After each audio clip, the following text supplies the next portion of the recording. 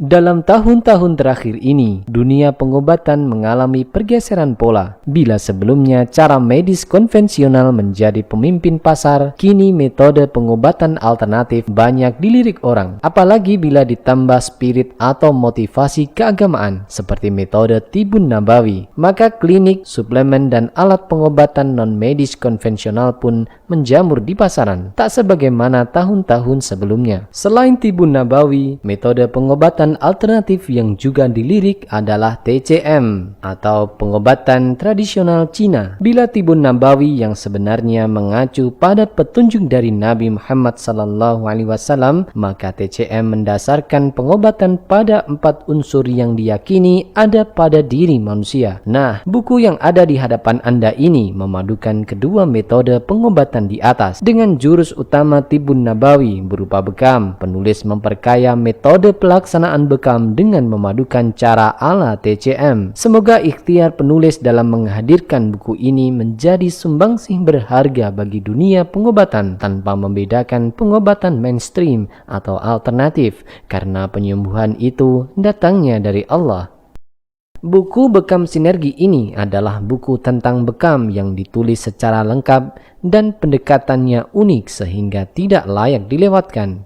Di antara referensi-referensi bekam yang saya miliki, buku ini termasuk yang lengkap, praktis, dan ilmiah. Dalam buku ini, Dr. Ahmad Ali Ridho menuliskan bekam sebagai ilmu praktek pengobatan yang dikaji secara luas, teliti, dan hati-hati. Landasan yang dipakai adalah konsep Tibun Nabawi, kedokteran konvensional, dan pengobatan tradisional Cina atau TCM. Dengan terbitnya buku ini, maka insya Allah kita telah maju selangkah lagi dalam mengembangkan terapi bekam di Indonesia. Wallahu a'lam bishawab.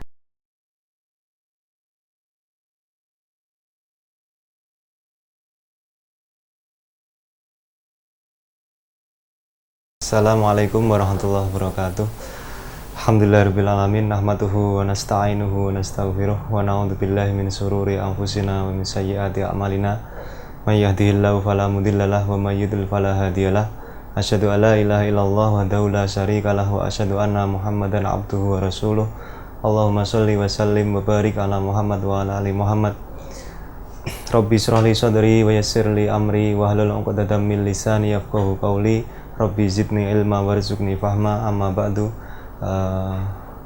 Para pembaca buku Bekam Sinergi yang dirahmati Allah SWT, alhamdulillah pada kesempatan kali ini saya bersyukur pada Allah SWT bisa bertemu para pembaca sekalian, dan saya sangat berterima kasih kepada penerbit Aqwam Media yang telah memfasilitasi untuk bisa melakukan pembuatan video Bekam Sinergi yang harapannya buku ini bisa memberikan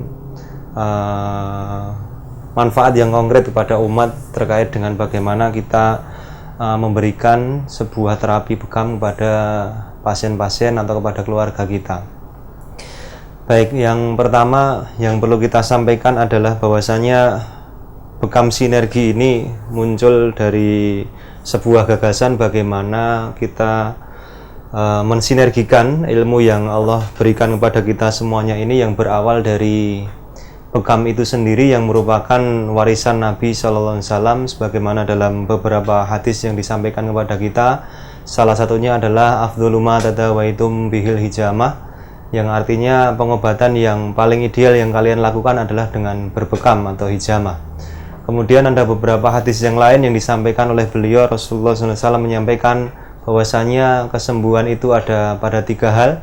Yang pertama adalah minum madu, yang kedua adalah sayatan pisau bekam, yang ketiga dengan pengobatan menggunakan alkai.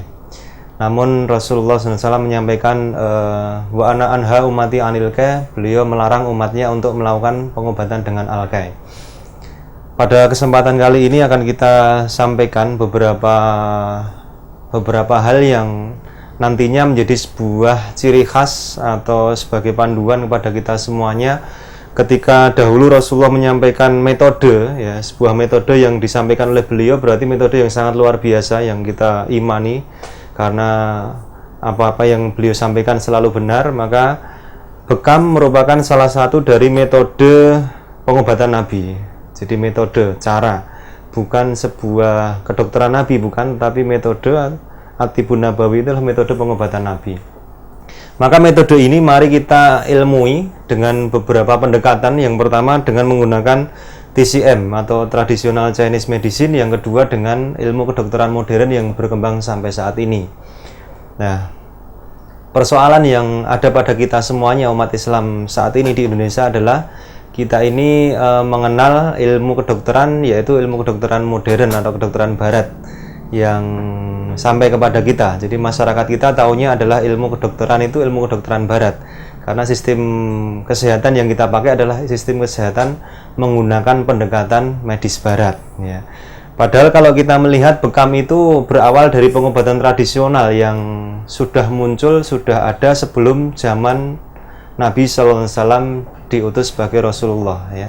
Jadi bekam itu adalah metode pengobatan tradisional yang sudah ribuan tahun yang lalu dilakukan oleh umat manusia. Tapi yang menjadi motivasi bagi kita adalah kenapa Rasulullah memberikan sebuah anjuran, ya, kita ini melakukan sebuah pengobatan bekam. Maka dari apa yang disampaikan oleh Nabi, kemudian dahulu orang-orang dahulu menggunakan bekam ini untuk pengobatan, kemudian sekarang ada kedokteran modern, maka disinilah kita mencoba bagaimana mensinergikan, ya, cara pandang yang ada ini, bagaimana kita bisa menjelaskan, ya, bagaimana nanti mekanisme kerja bekam ini dan bagaimana aplikasi atau manfaat bekam ini kepada kita semuanya, sehingga harapannya ketika kita melakukan sunnahnya Nabi SAW ini, kita didasari atas keilmuan yang bisa memperjelas kemanfaatan yang apa yang disampaikan oleh Rasulullah SAW. Untuk itu nanti insya Allah kita akan peragakan, sehingga harapan kami para pembaca bisa melihat bagaimana proses bekam itu nanti, bagaimana pemanfaatannya kepada kita semuanya, lebih mengarah kepada sebenarnya nanti kita bisa melakukan di lingkup keluarga kita ketika kita ini sakit nanti bagaimana. Karena kalau kita lihat dari kacamata tradisional, sebenarnya kebanyakan penyakit itu memang berasal dari faktor luar, ya, sehingga pengobatan bekam ini sebenarnya sangat-sangat bisa kita andalkan untuk menanggulangi penyakit-penyakit yang biasanya awal-awal muncul, ya, seperti orang merasakan masuk angin, ya, badan terasa tidak enak, meriang, ya, kemudian kepala pusing, ya, demam dan menggigil dan seterusnya. Itu sebenarnya ranah bekam untuk tindakan pengobatan penyakit yang ringan itu sangat-sangat diperlukan, sehingga kami bisa berharap bisa memberikan kontribusi yang nyata kepada para pembaca sekalian, sehingga ketika membaca buku ini bisa langsung diaplikasikan, ya, yang ringan misalnya dengan bekam kering atau bekam api atau bekam luncur. Kemudian untuk nanti yang bekam basah, ketika para pembaca itu memang sudah pernah mengikuti kursus, maka silahkan dipraktikkan. Mungkin ada beberapa yang berbeda, maka nanti bisa dibaca di buku ini atau dilihat pada video yang terapi bekam basah yang akan kita peragakan. Saya kira gitu, kita masuk ke bagaimana kita mempraktikkan masing-masing metode tersebut.